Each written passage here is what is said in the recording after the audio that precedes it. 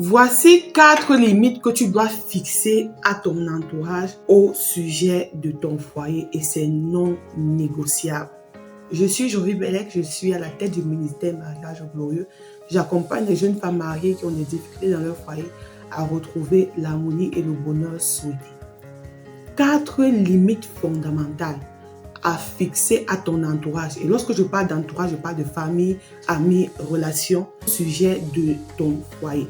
La première limite non négociable que tu dois fixer, c'est le respect strict de ton conjoint ou bien de ta conjointe. Ça, c'est pour les hommes qui nous regardent. Le respect strict de ton mari ou de ta femme par ces personnes qui sont autour de vous. Vous savez, dans une relation ou bien dans un foyer, c'est toi qui as amené l'homme ou bien c'est toi qui as amené les autres à connaître ton mari. Et tu devras leur dire que voici les limites à ne pas franchir avec lui. Voici comment vous devez vous comporter. Pas ça, c'est pour ceux qui sont mal élevés et qui veulent toujours franchir les limites. Parce qu'il y a des gens qui naturellement savent que ça c'est monsieur, je dois le respecter. Et dans certaines familles, je suis souvent choquée de voir que les frères de la femme, les parents de la ou bien les parents de la femme ou bien les parents de... Ils appellent ton mari ou ils appellent le mari de la dame avec son prénom. Jean-Paul, Pierre. Non, du moment où il est déjà ton mari, dis à tes frères qu'on doit l'appeler tonton ou papa. C'est très important parce qu'il n'y a pas un petit homme. Il n'y a pas un homme qui est trop petit pour être appelé papa. Il n'y a pas un homme qui est trop petit pour être appelé tonton. Le respect strict de ce qui lui appartient.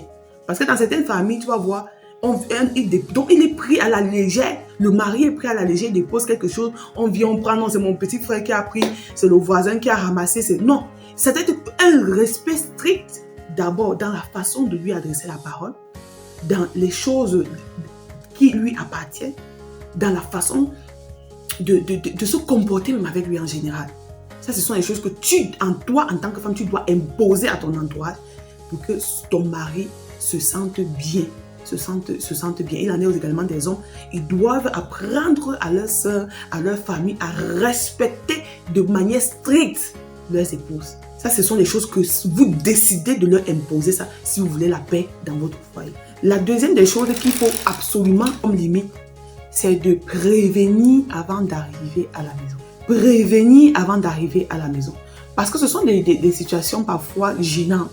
C'est-à-dire que tu es dans ton foyer, tu n'as pas la paix dans ce foyer-là. Tu es dans ton foyer, mais il y a des gens qui se sont accaparés de ce foyer. C'est-à-dire qu'ils peuvent entrer quand ils veulent, ils peuvent venir quand ils veulent. Ils n'ont pas de limite. Et à un moment donné, dans le mariage, on a besoin du calme. On a besoin de l'intimité avec son conjoint. On a besoin de parler de nos choses. Mais comme il y a toujours des gens qui viennent à l'improviste, parfois c'est impossible. C'est une limite obligatoire que tu dois fixer.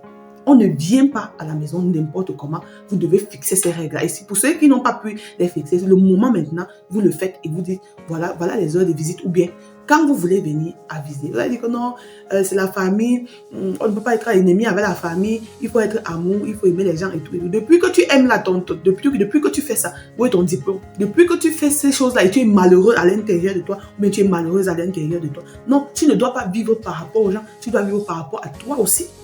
Donc, à un moment donné, tu leur dis, je ne veux plus vous voir chez moi, tel mois, je ne veux plus vous voir à partir de tel. Si vous avez des choses, appelez au téléphone ou bien prévenez et on va vous dire quand est-ce que nous sommes libres pour que vous puissiez passer.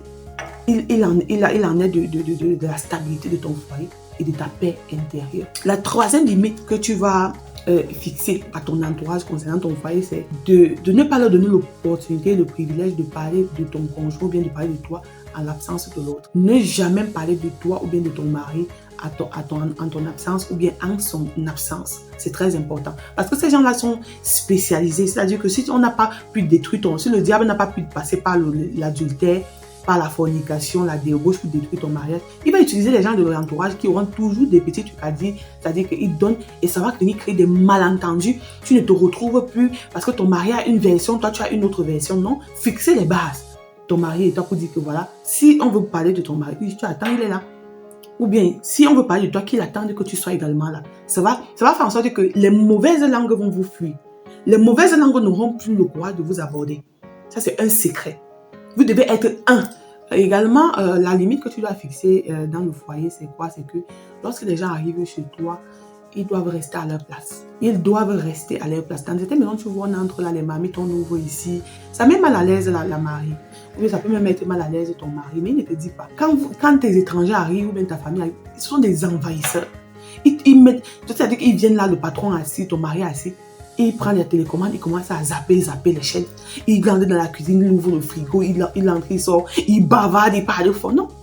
Apprenez à votre entourage, lorsqu'ils arrivent chez vous, à respecter votre cadre et qu'ils apprennent à rester à leur place jusqu'à ce qu'on leur ait demandé l'autorisation ou bien jusqu'à ce qu'on leur ait donné la permission de faire autre chose. C'est très important. Le foyer n'est pas un endroit où on doit jouer. Si tu ne fixes pas les limites, le sauf mariage ça finira par te dépasser. Et j'ai vu beaucoup de mariages où même les sorciers sont entrés dans la maison. Pourquoi? On laisse tout le monde entrer. On fait n'importe quoi. Ils viennent, ils détruisent les enfants. Et quelques années après, on commence à se lamenter. Et c'est aussi une grosse responsabilité de la femme d'être éveillée à ce sujet. Ton foyer, c'est ton havre de paix.